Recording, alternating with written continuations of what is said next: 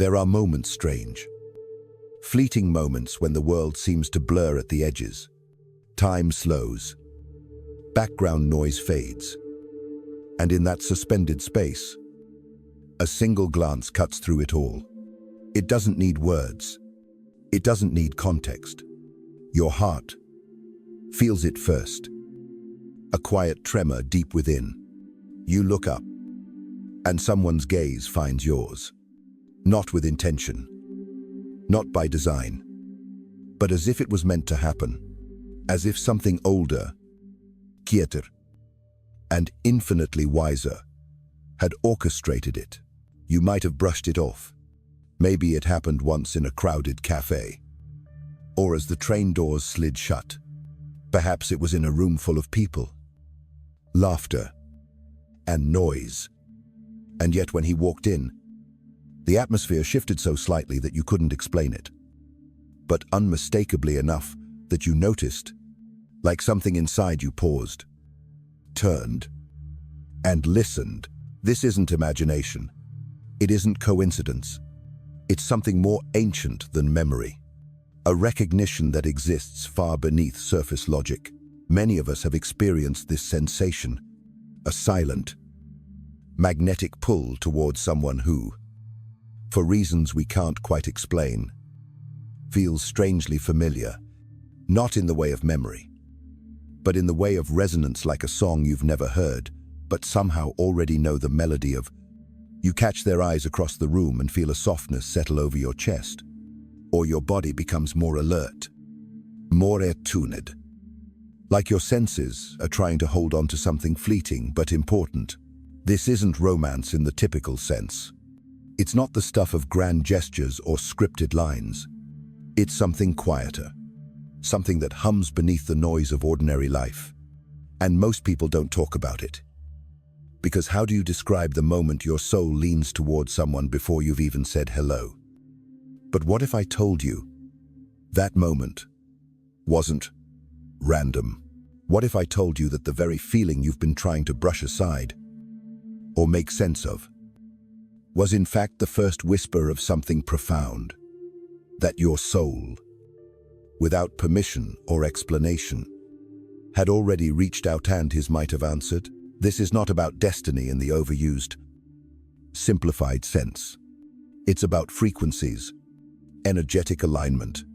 It's about two people who, without knowing why, seem to operate on the same invisible wavelength, like two instruments tuned perfectly to the same pitch, recognizing one another in the silence between notes. Think of it like this. You've been walking through your life, broadcasting on a certain channel, and one day, someone else walks in and you realize they've been tuned in all along. You didn't change your signal. You simply crossed paths with someone who could finally hear it. Maybe it was when he looked at you a little longer than necessary, but without any agenda. Or when he walked by and you didn't notice the details, his clothes, his stride, but something in you noticed the shift.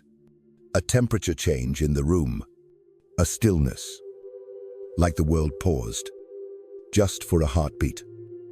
It's easy to dismiss these moments. We're taught to be rational, to rely on what's measurable. But human connection has never been measurable. It's always been felt first, understood later. There's a quiet truth in the idea that the soul remembers what the mind has not yet processed, that your essence can respond to someone before your brain catches up. And it's often in these quiet exchanges, wordless, fleeting, deeply emotional, that the most honest connections are born. Let me ask you something. Have you ever been near someone and suddenly felt more grounded, not excited, not nervous, but calm, as though your energy, which usually vibrates at a high, frantic frequency, suddenly slows? Or the opposite, you were fine, neutral, and then this person stepped into the room and your body woke up, your chest stirred, your hands felt different. You felt, noticed, even without being looked at. This is resonance. This is alignment. And it's not something that happens every day. These encounters are not about fantasy. They're not about filling in blanks or making someone into more than they are. They're about what your own body, heart, and subconscious are trying to tell you if you're willing to listen. It's possible that the person who leaves you feeling confused, uncertain, or slightly off balance is doing so not because something's wrong, but because something very deep inside you is being stirred. And here's the twist. The connection you feel, that undeniable sense of being seen or known, might not even be coming from you. It might be him. What if it's his soul reaching out first? What if you're feeling not only your own recognition, but his? What if he doesn't even fully understand what's happening yet, but his energy does? Because the truth is, the soul often moves before the mind understands.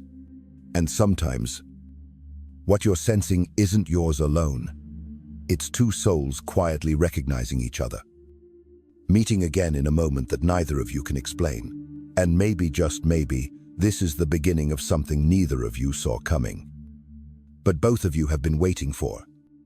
If you've ever felt this quiet, powerful shift, if your heart has ever whispered, this means something, in a moment your mind couldn't explain, I invite you to honor it. Just type one word below. Charm. Not for me, for yourself, so your soul knows you're listening. So the connection that has already begun can be seen, felt, and maybe, finally, understood. There are signs, quiet, almost invisible signs that someone's soul has chosen you long before their lips ever will. These signs are not loud. They don't show up in grand declarations or sweeping gestures. They unfold in small, sacred ways. And once you know how to recognize them, they begin to paint a picture that tells a story your heart may have already started reading. Let's begin with the first one. His body leans toward you, not dramatically, but instinctively. There is something primal about the way our bodies react to safety, to resonance. When we're near someone who feels familiar on a soul-deep level, our physical selves soften. His shoulders might drop. His stance might shift ever so slightly toward you. He may unconsciously angle his torso in your direction. Even when he's talking to someone else, his steps fall into rhythm with yours without him realizing. When you sit beside him, he doesn't fidget away. He leans in, subtly aligning himself to your presence. These micro-movements are not forced. They're not rehearsed. They come from the body's natural urge to draw closer to what feels grounding and real. It's his nervous system saying, "Here, I can rest. Here, I belong." End quote. Then there's his gaze. Not just eye contact. Anyone can hold your eyes. But does he keep them? There's a kind of looking that goes deeper than sight. When he looks at you, is there a pause? A moment that stretches, just a second too long to be casual? Does it feel like he's not just seeing you, but absorbing something about you, like he's quietly trying to memorize your face? The curve of your smile, the way your eyes flicker when you think, there's a softness in that kind of gaze. A quiet question, a reverence. And often, when you catch him doing it, he'll glance away quickly. Maybe he smiles to himself. Maybe he pretends to check his phone. But you felt it, that tug, that quiet gravity. It's in the eyes where the soul speaks first. When someone's energy is wrapped around you, their gaze will always linger a little longer than logic says it should. And then, there are the things he remembers. You might have mentioned something in passing, your favorite poet as a child, the way your dad used to make coffee on Sundays, or that weird craving you get for lemon cookies when it rains. You barely noticed you said it, but weeks later, he shows up with a small pack of lemon cookies and says, "I thought of you when it started drizzling today." It's not that he's trying to impress you. He's not keeping notes. What's happening is far more profound. His mind is starting to treat your life as part of his. In psychology, we know that the brain assigns priority to information that matters. And when you matter, even the smallest details about you take root and bloom inside him. It's like his mind has created a private drawer labeled you. And he's been gently collecting fragments of you to keep there. But there's more than just memory. There's instinct, the protector instinct. He's not trying to play the hero. He's not acting out of ego. This is something quieter. You notice it in how he walks on the outer side of the sidewalk without saying anything, or how he subtly adjusts the chair so you don't bump your knee. Maybe he slows his pace when you're in heels, or checks in after you've had a hard day. Even if you never mentioned it, these are not romantic tropes. They are unconscious choices made by someone who's beginning to care about your well-being on a deep, unspoken level.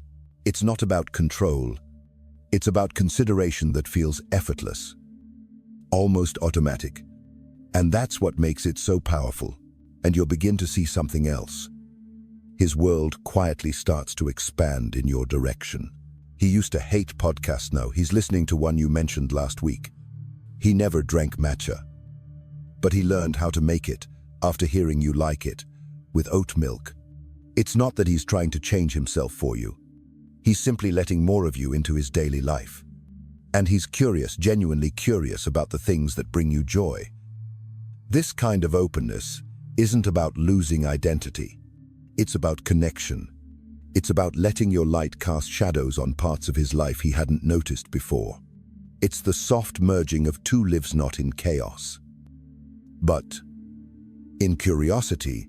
Perhaps the most intimate sign of all is the one that requires no performance. When he stops hiding who he is around others, he may keep a certain mask, composed, measured, but with you, something shifts. He lets out that strange, goofy laugh he usually hides. He shares an insecurity without filtering it. He lets you see him messy, tired, confused. He allows silence between you, not the awkward kind, but the kind that feels full, because when a man feels deeply connected to someone, the need to impress fades. What takes its place is something rare and beautiful. Authenticity, to show you his flaws without fear, to be ordinary, imperfect, and unguarded. That's trust. That's truth. And finally, there's the most telling sign of all, the way you start appearing in his future. Without him even realizing it, he talks about that beach town you love and says, you'd totally fall in love with the sunsets there. He mentions a movie coming out next month and adds, we should go. Not, I want to take you. Not, would you come? Just, we should. As if your presence in that future scenario is already assumed. He's not plotting anything. He's not making promises. He's just starting to build a mental world where you're already part of it. That's the subconscious at work. That's his soul beginning to shape its tomorrow around you without needing permission from logic or language. So now, the question is, have you seen these signs? Not all at once, perhaps, but even one or two, gently unfolding. I should tell you something, not about the surface of the connection, but about the depth. If you've recognized them, if even a single one stirred something in you, don't ignore it. These are not ordinary gestures. These are soul signatures, markers left behind by someone who may not yet understand what he feels, but whose entire being is already speaking the truth. And if you've seen them, if you felt them, take a moment. Let it settle. Let your heart remember. Then type one word, charm. Because sometimes, the soul only needs to be acknowledged to be seen. Not in grand declarations, but in quiet agreement, in that simple word. Let your own truth take shape. Let yourself respond to what you already know. There comes a moment in certain connections when words start to feel unnecessary. You're sitting beside him, and neither of you is speaking, but somehow, everything feels said. The silence isn't heavy. It's not awkward. It's rich, full, a quiet space where both of you can simply exist without needing to explain or perform.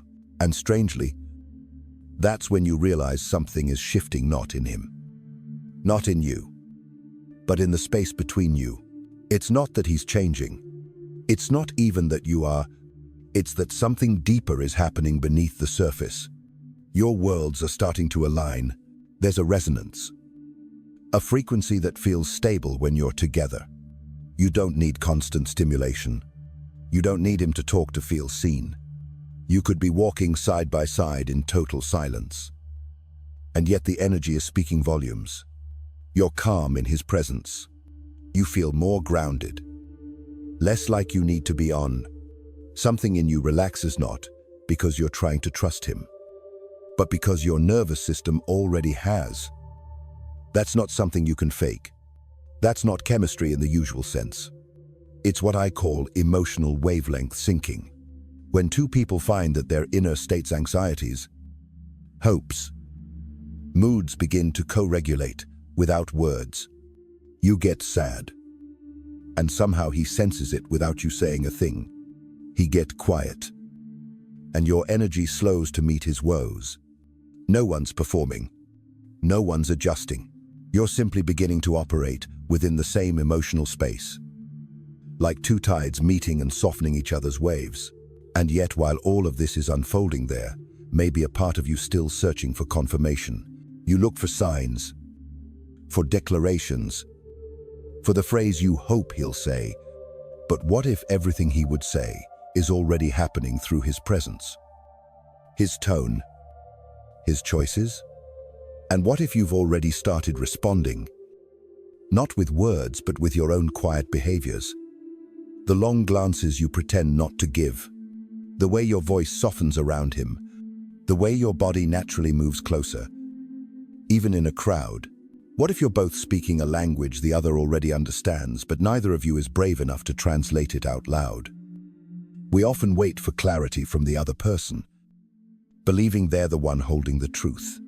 But sometimes, what we call confusion is really just fear.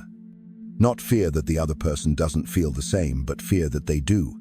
Because once you recognize it, you have to decide what to do with it. You can't unfeel the truth. Once it's clear, you can't retreat to the safety of doubt. So here's the question that turns the mirror around. You've been wondering whether he's chosen you. But have you chosen him? Have you allowed your soul to answer what your mind keeps questioning?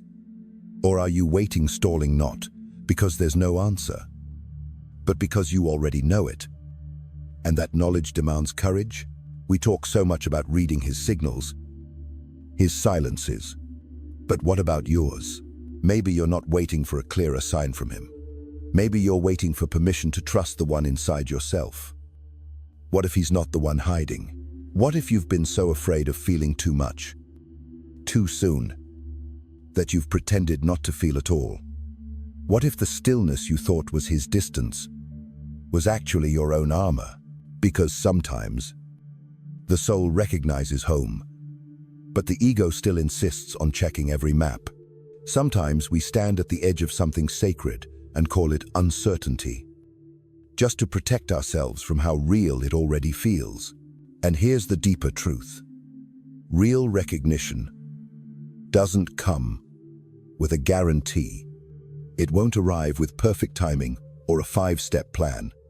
It shows up unannounced, in the smallest ways, the softest shifts, the moments when you feel inexplicably safe, in his silence that feels full, not empty, in the way your breathing slows when he's near, in the fact that you feel most like yourself when you're around him, and less like you have something to prove.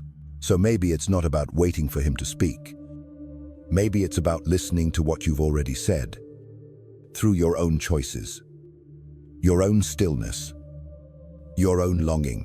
And maybe it's about allowing that recognition to exist, even if nothing else has been said aloud.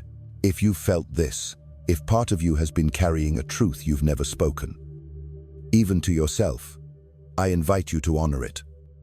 Gently, You don't have to explain. You don't need to confess. You don't even need to be sure. Just type one word in the comments. Gya nu. End of. Let it be a quiet permission, a soft release, a space for your soul to exhale. Because sometimes the bravest thing we can do is admit we've already felt it, even if we're not ready to name it. And when we do, something shifts. Not in him, not in you, but in the space where both of you meet. Real love doesn't announce itself with noise. It doesn't crash through doors or make demands. It arrives softly, moves gently, rearranges the furniture of your inner world without warning. One day you wake up and realize your thoughts, your breath, the rhythm of your day, all of it, has shifted slightly around someone's presence. Not because they forced their way in, but because something deep in you had already opened the door. By now, if you've been listening closely, you might see it. The trail of signs was there all along, not in grand events, but in the hush between them, his body leaning toward yours without thinking. A gaze that lingers just a second too long. The way he remembers what you barely remember saying. The quiet protector instincts. The subtle expansion of his world to include yours. The rare moments when he lets you see who he really is. And the future glimpses where you're already a part of the picture, uninvited, yet unmistakably present. These aren't random. They aren't coincidences. They are the movements of a soul that has recognized something sacred in you, a knowing that hasn't yet become a sentence, but is already shaping every gesture, every glance, every silence. But here's where we turn the mirror one final time. This was never just about whether he has chosen you. The real question is, are you willing to receive that choice, even when it's unspoken, even when there's no clear label? No confession, no roadmap, even when the only thing you have is a feeling that returns again and again, stronger in the quiet than in the noise. Are you brave enough to believe that what you feel might be real? Because a soul doesn't wait for certainty. It doesn't demand evidence. It only needs one momentone breath where the noise falls away and something unnameable rises in its place. A stillness so full, it echoes. Sometimes we miss what's real because we're looking for it in the wrong places.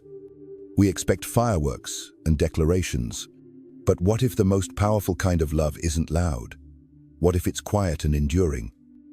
Steady and unshakable, growing slowly in the background until one day you realize it's been here all along? Maybe you don't need another sign. Maybe you don't need a confession. Maybe you just need to believe that what's been unfolding is already enough. So if you've made it this far, if you're still here, still reading, then that in itself is a sign. Your heart has been paying attention. Something in you recognizes this. Even if your mind is still catching up, and if something in you has felt seen, I felt understood in these words. I invite you to honor that. You don't need to explain why. You don't need to say anything more. Just press like on this video, not for me, but for yourself, to mark the moment your heart whispered, yes, I see it too. And if you want to keep exploring this quiet, sacred language between souls, subscribe, stay close. We'll keep listening together, not for the loud moments, but for the ones that mean everything in their silence.